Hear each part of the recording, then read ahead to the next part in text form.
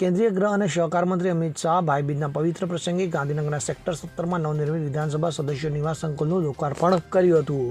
આ 220 કરોડ રૂપિયાની ખર્ચે બનેલા અત્યાધુનિક સંકુલમાં 28,576 ચોરસ મીટર વિસ્તારમાં 12 નવલ તલાવાળી બિલ્ડિંગોમાં કુલ 216 4 BHK ફ્લેટ્સનું નિર્માણ કરવામાં આવ્યું છે. આ પ્રોજેક્ટ વર્ષ 2021થી શરૂ થયું હતું અને તે જૂના MLA ક્વાર્ટર્સને તોડીને બનાવવામાં આવ્યું છે, તો જે વર્ષ 1995થી જીર્ણોદ્ધાર વિના ખરાબ થઈ ગયા હતા. અમિત શાહે લોકાર્પણ પછી સંકુલનું મહત્વાકાંક્ષી નિરીક્ષણ કર્યું અને તેની સુવિધાઓ પર સંતોષ વ્યક્ત કર્યો છે. તેમણે કહ્યું કે આ નવું સંકુલ ગુજરાતના વિધાનસભા સદસ્યોને આધુનિક જીવનશૈલી અને કાર્યક્ષમતા પૂરી પાડશે, જે દિલ્હીના MP રહેઠાણોની તરજે બનાવવામાં આવ્યું છે. તો દરેક ફ્લેટમાં 2 માસ્ટર બેડરૂમ, 2 વધારાના રૂમ, kitchen, dining area, waiting room, office space અને અલગ સ્ટાફ રૂમની વ્યવસ્થા છે. તો ACC અને AC સુવિધાઓ સાથેના આ ફ્લેટ્સ વધુ મોકળાશ અને આરામદાયક છે. તો સંકુલમાં landscape garden, community hall, auditorium, health club, canteen તથા બાળકો અને વૃદ્ધો માટે રિક્રિએશનલ ઝોનની વ્યવસ્થા કરવામાં આવી છે. તો આ ઉપરાંત વિશેષ સુરક્ષા અને વહીવટી વ્યવસ્થાઓ પણ તૈયાર કરાઈ છે. તો લોકાર્પણ કાર્યક્રમમાં ગુજરાત મુખ્યમંત્રી ભૂપેન્દ્રભાઈ પટેલ, વિધાનસભા અધ્યક્ષ રાજેન્દ્ર ત્રિવેદી, નાયબ મુખ્યમંત્રી કાંતિલાલ પટેલ, ગાંધીનગર મેયર મીરા પટેલ, સ્થાનિક MLA ભાજપા શહેર અધ્યક્ષ આશીષ દવે, મહાનગરપાલિકા કાઉન્સિલર્સ અને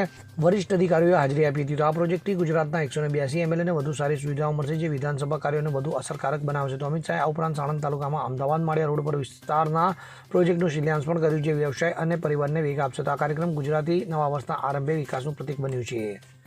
બ્યુરો રિપોર્ટ, CN24 ન્યૂઝ. હવે જુઓ દેશ દુનિયાની તમામ ખબરો તમારી આંગળીના ટેરવે. ઉઠાવો મોબાઈલ અને Google Play Store પરથી ડાઉનલોડ કરો અમારી CN24 ન્યૂઝ મોબાઈલ એપ.